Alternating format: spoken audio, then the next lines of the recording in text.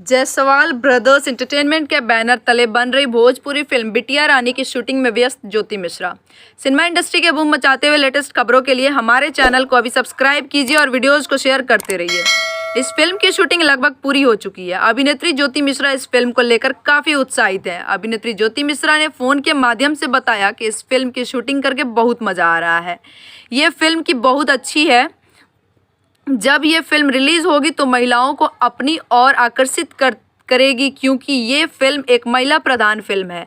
इस फिल्म की शूटिंग इन दिनों परतावल में जोरों शोरों से की जा रही है। इस फिल्म के निर्माता है जय जायसवाल जी, वही इस फिल्म को निर्देशित संदीप सिंह कर रहे हैं।